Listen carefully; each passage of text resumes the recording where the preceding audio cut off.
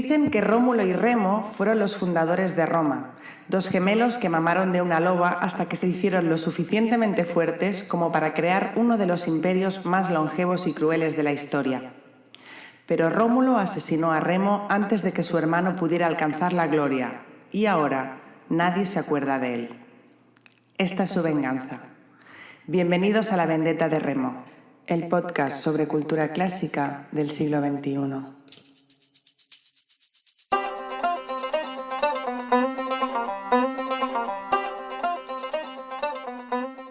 Capítulo 23. Arpía y a mucha honra.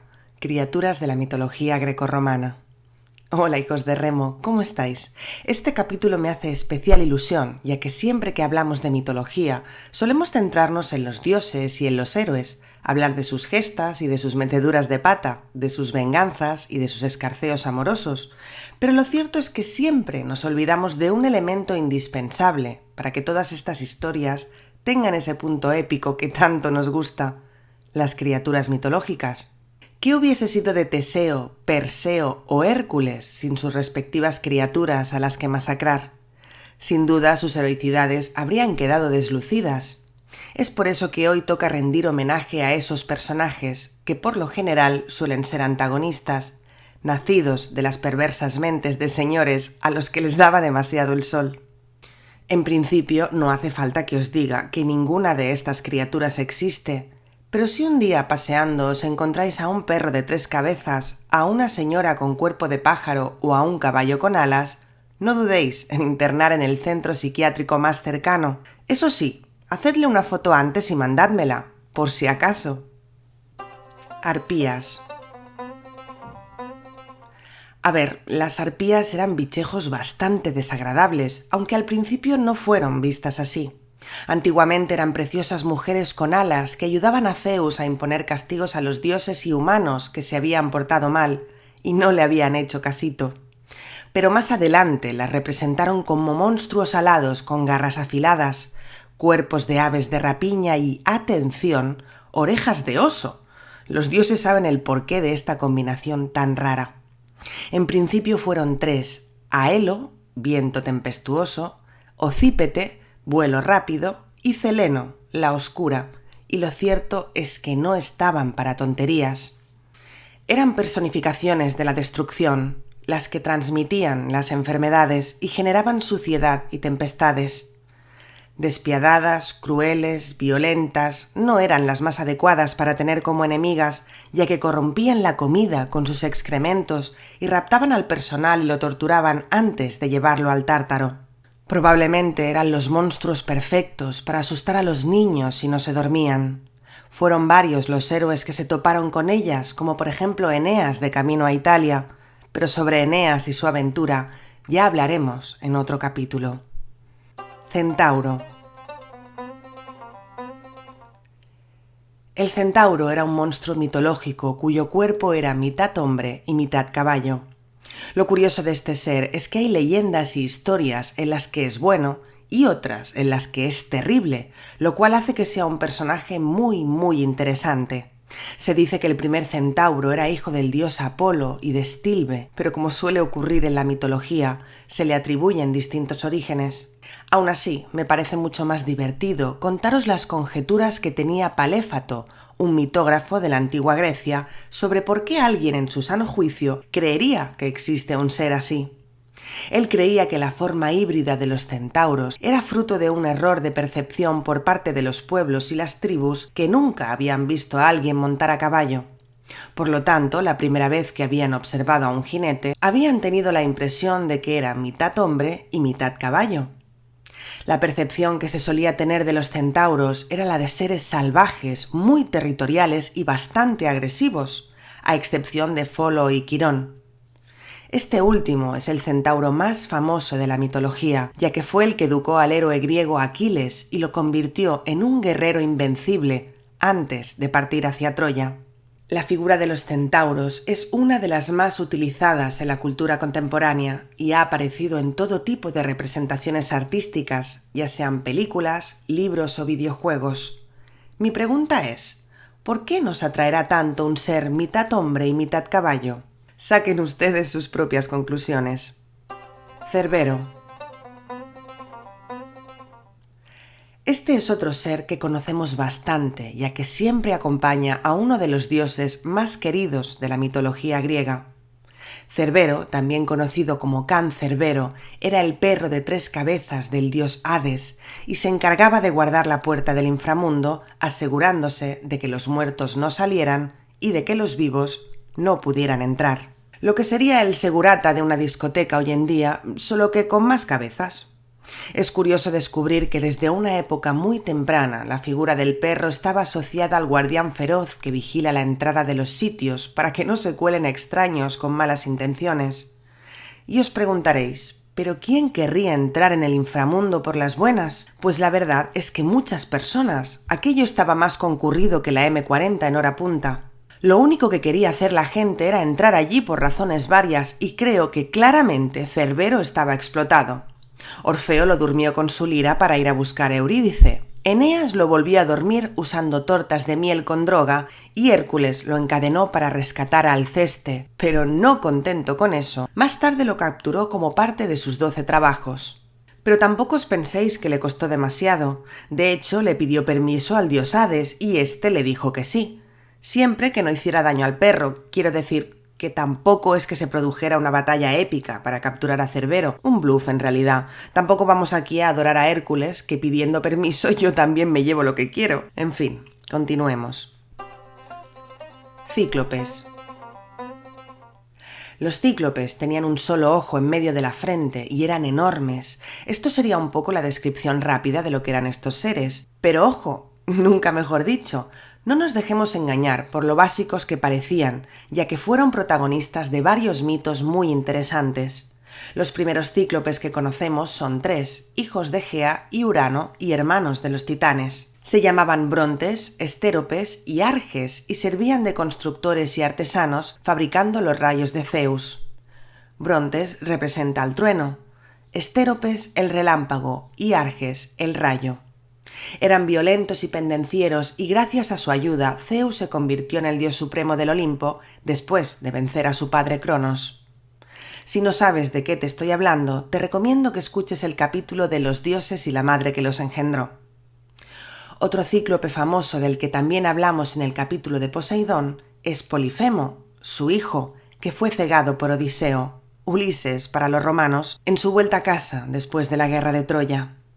Iba a hacer un juego de palabras al estilo Matías Prats con las palabras ojo o vista, pero ya lo he hecho al principio y hace demasiado calor como para aventurarme a hacer un chiste malo. Ya me perdonaréis. Fénix. El fénix es un ave mitológica del tamaño de un águila, con el plumaje rojo, amarillo y naranja, cuya mayor habilidad es tener una combustión espontánea cada 500 años para renacer de sus cenizas. Ha sido un símbolo que se sigue venerando a día de hoy, ya que simboliza la capacidad de superación y del aprendizaje después de sufrir momentos difíciles. El fénix aparece en diversas doctrinas religiosas y poseía varios dones extraños, como el hecho de que sus lágrimas fueran curativas y que tuviera una fuerza sobrenatural. Sin duda me parece uno de los seres mitológicos más bonitos y estimulantes, ya que ¿quién no quiere volver a renacer una vez muerto? Yo sí, al menos me encantaría poder volver a nacer y hacer un podcast llamado La Vendetta de Rómulo. Sería bastante interesante. En fin, el caso es que también estaba muy relacionado con la mitología egipcia, ya que se decía que el ave provenía de esos lares. Imaginaos si era una figura potente, que también llegó a la cristiandad. Se decía que vivía en el jardín del paraíso y que anidaba en un rosal. Por ser la única bestia que se había negado a probar la fruta del paraíso, se le concedieron varios dones, como los que hemos hablado antes. Por último, y como curiosidad, no sé si alguna vez os he dicho que mi emperador favorito de todos los tiempos es Claudio. Hablaremos de él largo y tendido en otro capítulo. Lo interesante es que hay un episodio en el que se dice que un supuesto fénix fue capturado en Egipto y trasladado a Roma, y Claudio mandó que se expusiera. Lo triste del asunto es que nadie lo tomó en serio y se rieron de él. Pero, ¿y si sí? ¿Y si capturaron un fénix de verdad? Nunca lo sabremos. Grifo. El grifo es una criatura mitológica excepcional que tiene la parte superior de un águila y la parte inferior de un león. Sí, ya sé que todos esperabais que hiciera una broma con el tema del grifo del baño, aunque debo decir que para algunos y algunas también eso parece ser una criatura mitológica, sobre todo con este calor. En fin, el grifo es 8 veces más grande y fuerte que un león y cuando caza puede llevarse a un caballo entero, con el jinete incluido. Estaban consagrados a Apolo, vigilaban sus tesoros y de vez en cuando Apolo se lo dejaba a Dionisio para que le vigilaran el vino, lo cual me parece muy útil y necesario. Es probable que los primeros hombres que crearon el mito del grifo lo hicieran en base a algunos fósiles de dinosaurios que se encontraron en Asia Central. Estos presentaban la boca en forma de pico, cola larga y patas con pezuñas de varios dedos. Y vamos a decir la verdad, si nosotros no supiéramos todo lo que sabemos, probablemente pensaríamos exactamente lo mismo. El grifo tenía el poder de controlar los 4 elementos, arrojaba fuego por un orificio junto a su nariz y aire helado por su boca. Cuando batía sus alas generaba maremotos y al rugir hacía temblar la tierra. Hidra de Lerna. Ponerse como una hidra es una expresión que hemos oído todos, así que ya os imagináis que esta criatura no es alguien que podrías presentar a tu abuela, a no ser que a tu abuela le vaya la marcha, entonces sí, preséntasela sin dudarlo. La hidra era un monstruo acuático con forma de serpiente, cuyo número de cabezas iba entre las 3 y las 10.000 según la fuente. Que a ver, te puedes equivocar de 2 cabezas, te pueden bailar los números y que haya un vacío de 5 o 10 cabezas, pero una horquilla entre 3 y 10.000 me parece demasiado. Pero todo tiene una explicación, y es que la hidra poseía el poder de regenerar 2 cabezas por cada una que le cortaban. Ahora encaja todo, ¿no? Tenía el aliento venenoso, era despiadada y vivía en el lago de Lerna, cerca de Nauplia. Era la hija de Tifón y Equidna, y hay algunas leyendas que dicen que fue la madre de Quimera, de la que hablaremos más adelante. Quien la crió fue Hera, sí, la mujer de Zeus, y matarla fue uno de los 12 trabajos de Heracles. Como podéis ver, estos 12 trabajos hicieron una limpieza de monstruos mitológicos en Grecia, ya que Heracles se cargó o capturó a la mayoría. Sin duda, no podemos olvidar esa escena de la película Hércules de Disney, en la que el pobre no para de cortar cabezas, consiguiendo que cada vez crezcan más y más. León de Nemea. Otra de las víctimas de Heracles. Voy a crear un change.org para todas aquellas criaturas que murieron a manos del héroe, porque tela marinera. Hay que decir que en principio la forma era la de un león normal, un poco más grande y sobre todo con la piel muy dura. Fue el primer trabajo que se le encomendó a Heracles, ya que estaba aterrorizando los alrededores de Nemea y al tener la piel tan gruesa no había ni Dios que le clavara un pincho al animal. No quiero extenderme demasiado explicándoos cómo lo mató, ya que acabo de pensar que sería algo súper guay hacer un podcast sobre los 12 trabajos de Heracles, así que solo diré que lo intentó de todas las formas para acabar descubriendo que no hay mejor manera de matar a algo que con la fuerza bruta. Niños, no lo hagáis en casa, no me seáis berracos. Por cierto, que todos los que hayáis nacido bajo el signo de Leo, que sepáis que se llama así gracias al león de Nemea. Sí, también soy astróloga en mi tiempo libre. Me gusta demasiado el dinero como para conformarme con los suculentos beneficios que me da el lucrativo negocio del podcasting. Medusa.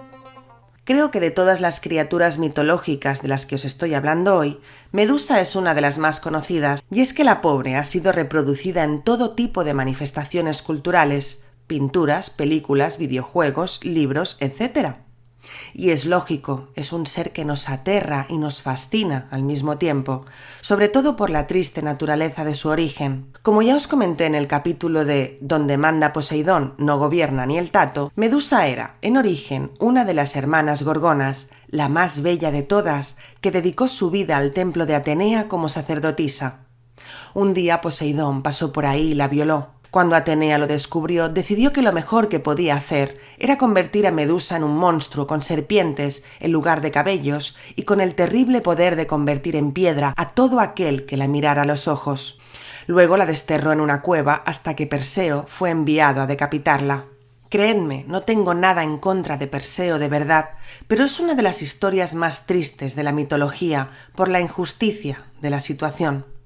Para que Perseo pudiera matarla, varios dioses le obsequiaron con armas que lo ayudaron. Hades le dio su casco de invisibilidad. Hermes sus sandalias aladas y Atenea un escudo espejado y una espada.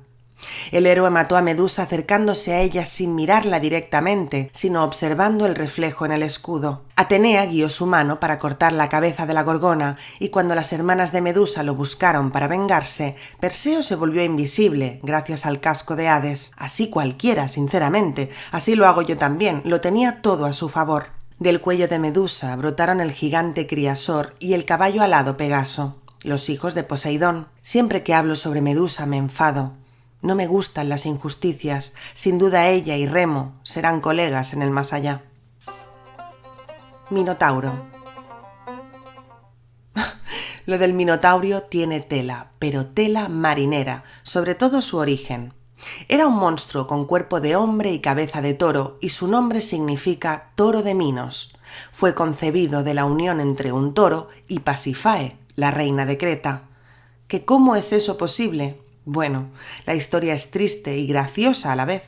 Resulta que Minos pidió ayuda a Poseidón para convertirse en el rey de Creta. El dios de los mares, que ese día debía estar de buenas, hizo salir del océano un maravilloso toro blanco para que Minos lo sacrificara en su honor. Pero éste quedó tan impresionado con el animal que decidió que lo de sacrificarlo no, que se lo iba a quedar él, así que lo escondió entre su rebaño y sacrificó a un toro normal en honor al dios. Mala idea. Muy mala idea, Minos, tío, si es que no tenías ni que comprarlo, si Poseidón lo sacó del mar para que lo sacrificaras. En fin, evidentemente cuando Poseidón se dio cuenta de que lo habían intentado engañar como a un tonto, inspiró en la mujer de Minos, Pasífae, un deseo ardiente por el toro blanco, pero un deseo de los gordos. A todo esto debo decir que el rey Minos tenía a su servicio al famoso inventor Dédalo. Sí, el padre de Ícaro, que voló demasiado cerca del sol y se cayó por la barranquilla. Así que Pasífae le pidió ayuda para que pudiera unirse al toro, y a Dédalo le pareció todo muy buena idea, así que construyó una vaca de madera para que ella se metiera dentro. El toro creyó que era una vaca de verdad, y bueno, tampoco nos vamos a explayar con este punto. El caso es que de ahí nació el Minotauro. ¿Qué? ¿Cómo os habéis quedado? Para que luego digan que la cultura clásica es aburrida. El Minotauro fue encerrado en un laberinto diseñado también por Dédalo en la isla de Creta, pero durante muchos años hombres y mujeres eran llevados al laberinto como sacrificio para ser el alimento de la bestia. Uno de esos hombres fue Teseo, que gracias a la ayuda de Ariadna, la hija de Minos, pudo matar al monstruo y salir del laberinto. Para hacerlo ella le entregó un ovillo de hilo que Teseo fue desenrollando conforme se adentraba en el laberinto y, de esta forma, una vez mató al Minotauro, pudo salir sin problemas. De ahí viene la figura retórica de el hilo de Ariadna, por cierto. Pegaso. Como hemos comentado antes, Pegaso, el caballo alado, nació de la cabeza de Medusa cuando Perseo se la cortó. Su dueño fue Belerofonte, quien quiso hacerse el chulito y desafiar a Zeus, mandando a Pegaso a que volara directamente hacia el cielo, hacia el Olimpo, para convertirse en un dios. Y claro, ¿cuántas veces hemos dicho que a Zeus no se le debe vacilar? Bueno, ni a Zeus ni a ninguno de los otros olímpicos, así que el dios de dioses mandó a un simple mosquito para que picara en el lomo a Pegaso, lo que hizo que Belerofonte se cayera del caballo, pero sin que muriera, para que quedara lisiado y nunca más pudiera cumplir otra gesta. Muy poco cruel todo. Pero Pegaso estaba on fire, volando cada vez más y más alto, hasta que se quedó incrustado en el firmamento, convirtiéndose en una constelación. En serio, esto es así. Como decía aquel anuncio, la velocidad sin control no sirve de nada. Algo curioso es que cuando Pegaso volaba, también movía las patas como si estuviera corriendo en el aire, lo cual me parece algo súper bonito. Pegaso es junto a Rocinante, el caballo de Don Quijote, Bucéfalo, el de Alejandro Magno, y el caballo de Troya, uno de los equinos más célebres de la historia, lo cual, para ser un caballo, no está nada mal. Quimera. La quimera era un monstruo horrendo que vagaba por Asia Menor, engullendo rebaños y aterrorizando a todo el mundo. Fue madre del león de Nemea, del que hemos hablado anteriormente. Se decía que tenía el cuerpo de una cabra, los cuartos traseros de una serpiente o un dragón y la cabeza de un león. Las versiones difieren sobre el número de cabezas que tenía, 1 o 3, pero lo que estaba claro es que escupía fuego por todas ellas. Y por el trasero. Sí, lo habéis oído bien, el bicho sacaba fuego por el culo, hablando en plata. Más que un ser vivo, parecía el sueño febril de alguien que se hubiera pasado con el polvito de la amapola, ya me entendéis. Se decía que era muy rápida y que fue derrotada por Belerofonte, del que hemos hablado en el apartado de Pegaso. La versión más común dice que Belerofonte la atravesó con una lanza con la punta de plomo, que se fundió con el fuego de la quimera. Sin duda Belerofonte encarnaba la ambición y el creérselo demasiado, y fue por eso que Zeus lo castigó de aquella forma, impidiéndole matar a ningún bicho más, aunque yo creo que con lo de la quimera tenía el cielo ganado. Sirenas. Y por último, no podíamos olvidarnos de las sirenas. Al contrario de lo que la mayoría de la gente cree, estos seres mitológicos se concibieron, en principio, con cabeza y torso de mujer y cuerpo y extremidades de pájaro. Tenían una voz prodigiosa e hipnótica que embrujaba a los navegantes que pasaban por sus costas y los conducían a la muerte. Pero ojo, en ningún momento se especifica que la finalidad fuera comerse a estos marineros. Hay versiones que dicen que lo que hacían era atraerlos a su isla, donde ellos mismos morían de inanición al sentirse completamente embelesados por sus voces. Lo primero que sabemos de ellas es gracias a la Odisea de Homero. En este libro de cantos, que si todavía no habéis leído os recomiendo, vemos cómo Odiseo debe cruzar por las costas de las sirenas para volver a su hogar, y advertido por Circe sobre el poder de la voz de estas criaturas, hace tapar con cera los oídos de los tripulantes y él se ata al mástil por sus hombres para poder escucharlas sin tener la tentación de tirarse al mar. Sea como fuere, las sirenas siempre han sido criaturas asociadas a la seducción y a la perfidia, y con los siglos se las empezó a representar con torso de mujer y cola de pez. Sin duda han sido representadas infinidad de veces, siempre con ese carácter embaucador y con aviesas intenciones, a excepción quizás de la película de La Sirenita, donde a una inocente Ariel sacrifica todo lo que tiene para estar con su príncipe. ¿Qué queréis que os diga? Yo casi prefiero la versión de las criaturas asesinas de navegantes incautos. Llamadme morbosa. Como conclusión, podemos decir que todos estos seres mitológicos, y los que me he dejado en el tintero por falta de tiempo, han atraído durante siglos las mentes de artistas que los han ido representando de formas diversas. Si pensamos en obras como Harry Potter, por ejemplo, encontraremos fénix, centauros y algo parecido a las sirenas. Pero esta saga fantástica no es la única inspirada por estas criaturas, y es que hay algo que nos fascina de ellas. ¿Será su condición mágica? ¿Su existencia maldita? ¿Sus composiciones corporales imposibles? Sea como sea, creo que este capítulo era una buena forma de reivindicar algunos de los seres que, probablemente, poblaban las pesadillas de los pobres romanos de antaño. Y ya sabéis lo mucho que nos gusta en este podcast ver sufrir a los hijos de Rómulo. Y hasta aquí un nuevo capítulo de La Vendetta de Remo. Espero que os haya gustado. Como sabéis, yo no soy historiadora, yo solo cuento historias, y si esta os ha parecido interesante, os animo a que la compartáis con quien vosotros queráis.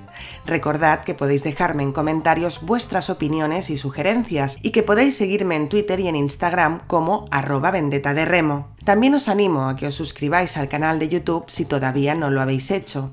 Muchísimas gracias por seguir atentos y nos vemos en el próximo capítulo. Un besazo enorme. Chao.